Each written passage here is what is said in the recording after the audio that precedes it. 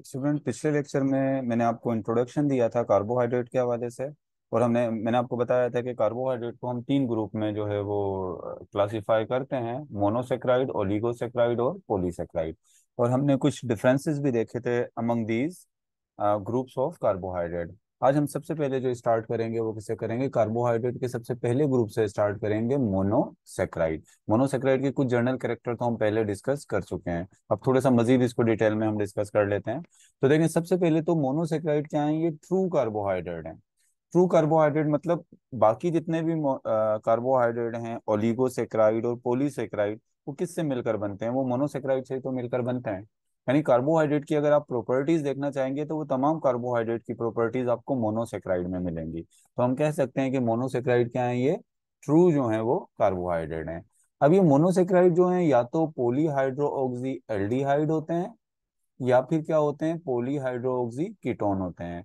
Previous lecture में मैंने आपको बताया था कि ये पॉलीहाइड्रोक्सी एल्डिहाइड और पॉलीहाइड्रोक्सी कीटोन क्या होते हैं। तो यहाँ पर देखें, मैंने आपको बताया था ज्यादातर कार्बोहाइड्रेट के कार्बन के साथ OH ग्रुप होता है, हाइड्रोक्सिल ग्रुप होता है। आप देखें यहाँ पर ये जो है वो एक मैंने ये दो ट्रायोस शुगर जो है यहाँ पर बनाई है। ऊपर वाली ट्रायोस शुगर को मैं एल्डिहाइड कह देता हूँ, जिसमें एल्डिहाइड ग्रुप है यानी एल्डोस शुगर है। और इसमें जो है वो कार्बोनाइल ग्रुप में कौन सा है? कीटोन है। अब मैंने आपको बताया था बाकी तो तमाम कार्बन के साथ, अगर इसके पास कार्बन 3 है तो आप देखें इसके ज्यादातर कार्बन के साथ OH ग्रुप है। लेकिन एक कार्बन ऐसा होता है जिसके साथ कार्बोनाइल ग्रुप होता है। अगर ये कार्बोनाइल ग्रुप टर्मिनल एंड पर मौजूद हो, ये कार्बोनाइल ग्रुप है, अगर ये टर्मिनल एंड पर मौजूद है तो इसको हम एल्डिहाइड कहेंगे।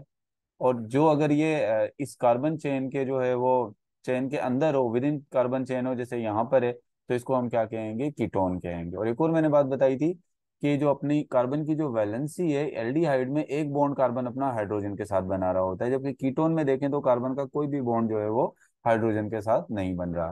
तो कहा जा रहा है कि कार्बोहाइड्रेट यहाँ जो होते हैं वो या तो पॉलीहाइड्रोक्सी एल्डिहाइड होते हैं या पॉलीहाइड्रोक्सी कीटोन। यानी हाइड्रोक्सी तो दोनों में होते हैं, यानी OH ग्रुप तो दोनों में है, लेकिन कुछ के अंदर एल्डिहाइड ग्रुप होता है और कुछ के अंदर फंक्शनल ग्रुप कौन सा होता है? कीटोन होता है, यानी कार्बोनाइल ग्रुप कीटोन होता है। रेंज ऑफ कार्बन एटम, यानी मोनोसेक्राइड के अंदर कार्बन एटम कितने हो सकते हैं? 3 to 7 हो सकते हैं। अब देखिए यहाँ पर जो मैंने बनाया है ये मोनोसेक्राइड, इसमें कितने कार्बन है? 3 है। इसमें कितने कार्बन है? 3 है। ऊपर वाला तो ट्राइग्लिसराइड है और नीचे वाला जो है डाई हाइड्रो एसीटोन। तो ये दोनों जो हैं वो क्या है? इसमें जो है वो ट्रायोज हैं, यानी 3 कार्बन वाले मोनोसेक्राइड हैं। कुछ मोनोसेक्राइड ऐसे भी होते हैं जिनमें 4 कार्बन होते हैं, कुछ में पांच पांच होते हैं, कुछ में 6 होते हैं, इवन कहाँ तक हो सकते हैं? 7 तक। यानी 3 to 7 कार्बोहाइड्रेट इसमें हो सकते हैं। इसके बाद आपकी बुक कह रही है कि all carbon atom except one has hydroxyl group. कहता है जितने भी कार्बन होते हैं, 3 कार्बन है, 4 कार्बन है, 5 कार्बन है, हर कार्बन के साथ OH ग्रुप होगा। आप यहाँ पर देखें, हर कार्बन के साथ क्या है? OH ग्रुप मौजूद है। सिर्फ एक कार्बन ऐसा होगा जिसके साथ OH ग्रुप मौजूद नहीं होगा। और वो जो एक्सेप्ट जो वन कार्बन है जिसके साथ कार्बो OH ग्रुप मौजूद नहीं है, तो उसके साथ क्या मौजूद होगा? उसके साथ या तो एल्डिहाइड मौजूद होगा, या फिर उसके साथ क्या मौजूद होगा? कीटोन। ये हम पहले भी बात कर चुके हैं। और जर्नल फार्मूला जो मोनोसेक्राइड का है वो है CnH2nOn। अगर C3 है तो N जो है वो कार्बन है, तो इसको आप 2 से मल्टीप्लाई करेंगे तो ये 6 हो जाएगा, फिर O3 हो जाएगा। अगर N जो है वो कार्बन नंबर है, N मीन्स क्या है? Carbon number. 2N का मतलब क्या है? हाइड्रोजन। और N के यहाँ पर क्या है? ऑक्सीजन का नंबर। अब यहाँ पर कार्बन के नंबर से ही आपको पता लग जाएगा। अगर कार्बन का नंबर यहाँ पर 4 है तो हाइड्रोजन कितना हो जाएगा? 8 हो जाएगा। अपने N को 2 से मल्टीप्लाई करना है और यहाँ दोबारा कितना हो जाएगा? 4 हो जाएगा। तो ये एक जर्नल फार्मूला है किसका? मोनोसेक्राइड का। अब हम देखते हैं कि अगर हम मोनोसेक्राइड को फर्दर जो है वो क्या करें? क्लासिफिकेशन करें किसकी? मोनोसेक्राइड की। अगर हम क्लासिफिकेशन करते हैं किसकी? Classification of monosaccharide.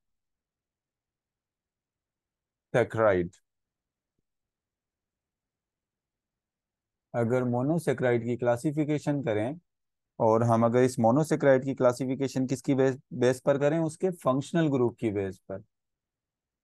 वो जो कार्बोनाइल ग्रुप था, अगर हम उसके फंक्शनल ग्रुप की बेस पर हम इसकी क्लासिफिकेशन करें, हाइड्रोक्सिल ग्रुप तो सबके पास होते हैं, ओएच ग्रुप तो, लेकिन अगर वो जो फंक्शनल ग्रुप होता है, जो कार्बोनाइल फंक्शनल ग्रुप है, उसकी बेस पर अगर हम इसको क्लासिफाई करें, तो इसको कार्बोहाइड्रेट, इसको मोनोसेक्राइड को हम दो ग्रुप में डिवाइड कर सकते हैं। एक एल्डोज, और एक जो है दूसरा कौन सा होगा, कीटोज। दो किस्म की शुगर हो सकती हैं, एक एल्डोसिस हो सकती हैं, मोनोसेक्राइड एक एल्डोसिस हो सकते हैं, और एक कीटोसिस हो सकते हैं। अब एल्डोसिस, एल्डोसिस में से सिंपली आपको पता है कि कौन सा होगा, जिसके पास कौन से होंगे, जिसके पास एल्डिहाइड होगा, इसके पास क्या होगा है, कंटेनिंग एल्डिहाइड। इनके पास फंक्शनल ग्रुप कौन सा होगा, एल्डिहाइड। एल्डिहाइड में पहले आपको बता चुका हूँ। और कीटोसिस शुगर कौन से होंगे, इनके पास फंक्शनल ग्रुप क्या होगा, कंटेनिंग कीटोस। तो जिनके पास जो है वो कीटोन ग्रुप होगा, उसको हम क्या कहेंगे, उसको हम कहेंगे बेसिकली जो है वो कीटोस। तो दो किस्म के हो गए on the basis of functional group, एक एल्डिहाइड हो गए, और दूसरे जो हैं वो कौन से हो गए, कीटोस हो गए। कीटोस के पास कीटोन ग्रुप होगा, और एल्डिहाइड के पास कौन सा ग्रुप होगा, एल्डिहाइड के पास जो है वो एल्डोस जो है। अगर एग्जाम्पल देखें हम यहाँ पर एल्डोस शुगर की एग्जाम्पल जो है वो, अगर मैं यहाँ पर बात करूँ एल्डोस शुगर की, तो इसमें एक मोनोसेक्राइड आता है जिसको हम कहते हैं ग्लिसरल एल्डिहाइड। ये ऐसा मोनोसेक्राइड है जो किसमें आ जाता है, जो एल्डोस शुगर के अंदर आता है।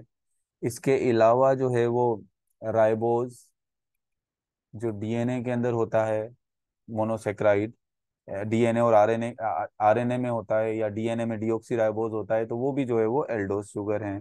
इसके अलावा ग्लूकोज भी कौन सी शुगर है, ये भी एल्डोस शुगर है। इसके अलावा कीटोस शुगर की अगर हम बात करें, तो इसकी एग्जाम्पल अगर हम देखें, आपसे पूछ ली जाए अगर पेपर में एग्जाम्पल के, इनकी एग्जाम्पल बताओ, तो डाई हाइड्रो ऑक्सी एसीटोन, ये एक कीटोस शुगर है। इरिथ्रोलोज, ये भी एक कीटोन शुगर है। इसके अलावा जो है वो राइबोलोज, ये कीटोन शुगर है। फ्रक्टोज जो है ये कौन सी शुगर है, ये भी एक कीटोस शुगर है।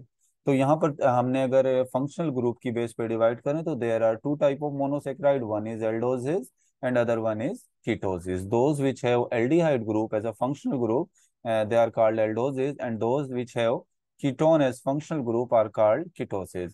Glyceraldehyde, ribose and glucose, these are the few example of aldose sugar, and erythrulose, ribulose, dihydroxyacetone, and fructose. These are the examples of ketosis sugar. अच्छा, ये तो हमने बात कर ली किसकी बेस पर, ये हमने बात कर ली कि अगर हम फंक्शनल ग्रुप की बेस पर डिवाइड करें। लेकिन अगर हम जो है वो डिवाइड करें मोनोसेक्राइड को किसकी बेस पर, upon the number of carbon atom, यानी अगर मोनोसेक्राइड की क्लासिफिकेशन करें, क्लासिफिकेशन ऑफ मोनोसेक्राइड, यानी अब मोनोसेक्राइड की जो आप क्लासिफिकेशन, एक दूसरी बेस है जिस पर आप मोनोसेक्राइड की क्लासिफिकेशन कर सकते हो, तो वो कौन सी बेस है, वो बेसिकली है on the basis of number of carbon atom, यानी कार्बन एटम के नंबर्स की बेस पे।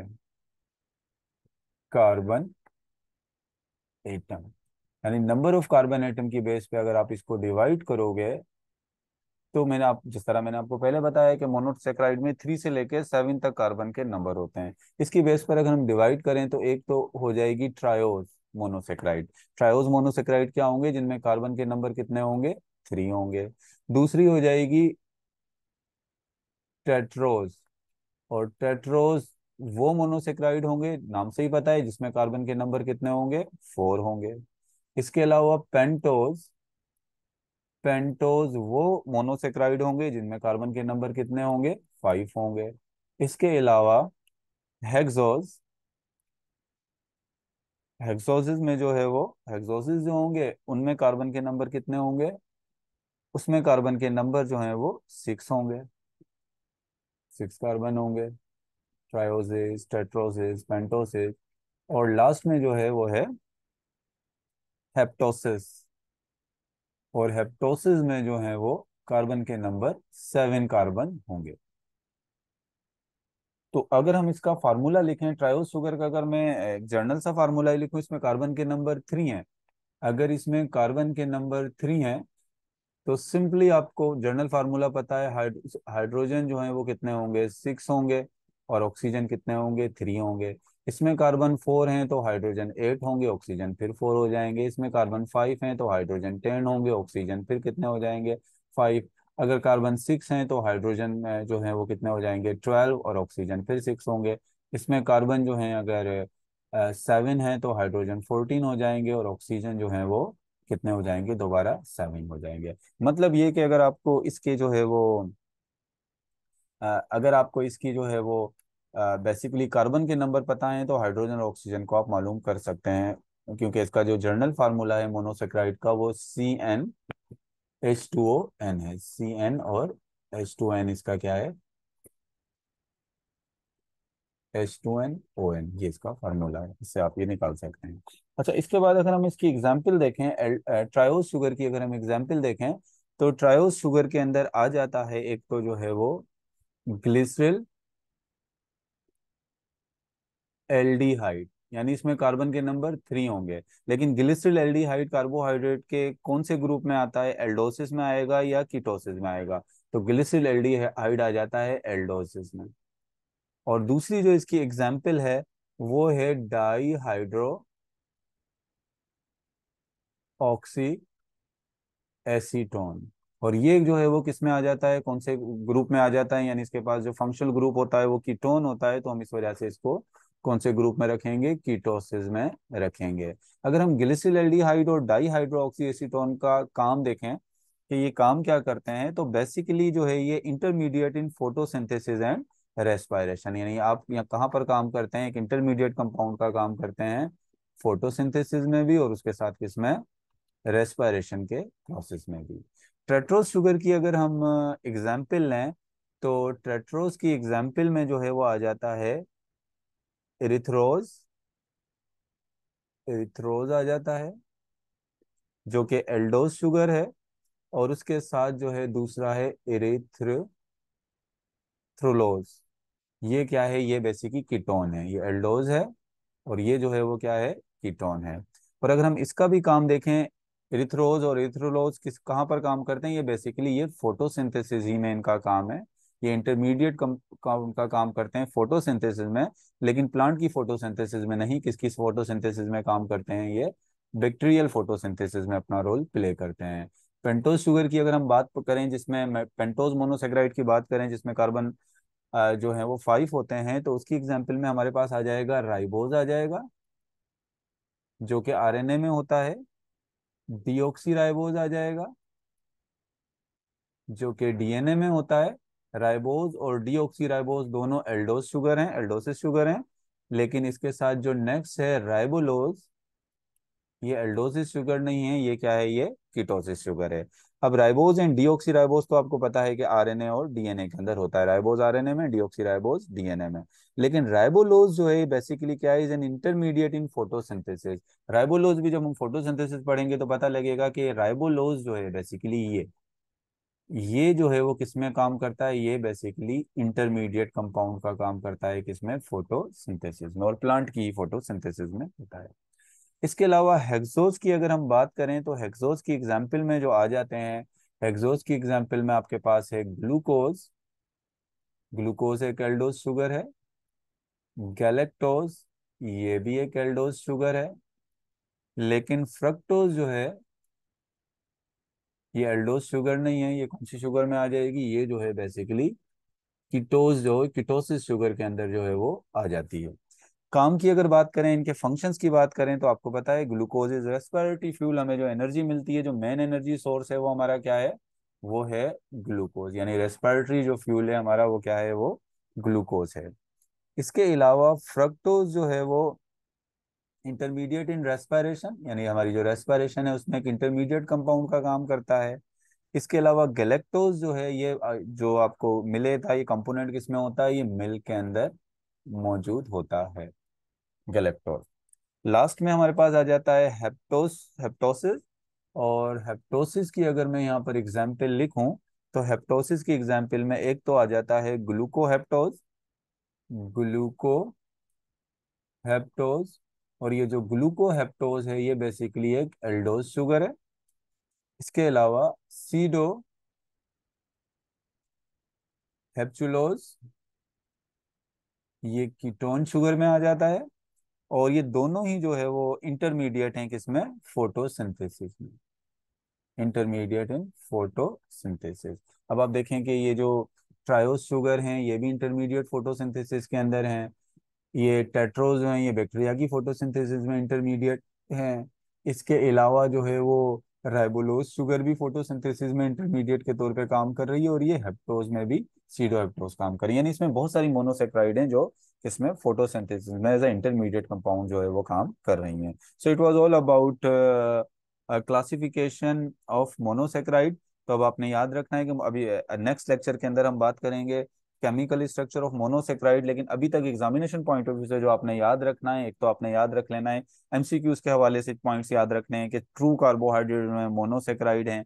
इसके अलावा मोनोसेक्राइड का आपने जर्नल फार्मूला याद रखना है। मोनोसेक्राइड की आपने कार्बन नंबर याद रखने हैं, कार्बन नंबर 7 से लेके कार्बन 3 से कार्बन 7 तक कार्बन नंबर होते हैं। इसकी दो बेसिस पर क्लासिफिकेशन याद रखोगे, एक फंक्शनल ग्रुप की बेस पे, कार्बन के नंबर की बेस पे। कार्बन के नंबर की बेस पर आपने ये तमाम जो है वो इसकी जो है वो क्लासेस याद रखनी है, ट्रायोस पेंटोज, इनके फार्मूला याद रखने हैं और इनकी एग्जाम्पल याद रखनी है। मेनली इनकी एग्जाम्पल तो आपने याद रखनी है क्योंकि पेपर में पूछा जा सकता है कि आपसे ब्रीफली पूछा जा सकता है कि मोनोसेक्राइड को फंक्शनल ग्रुप की बेस पे डिवाइड करो, या मोनोसेक्राइड के कितने टाइप्स होती हैं फंक्शनल ग्रुप की बेस पर, या मोनोसेक्राइड की कितनी टाइप्स होती हैं कार्बन नंबर की बेस पे, और उन टाइप्स की एक एक या दो दो एग्जाम्पल भी लिखें।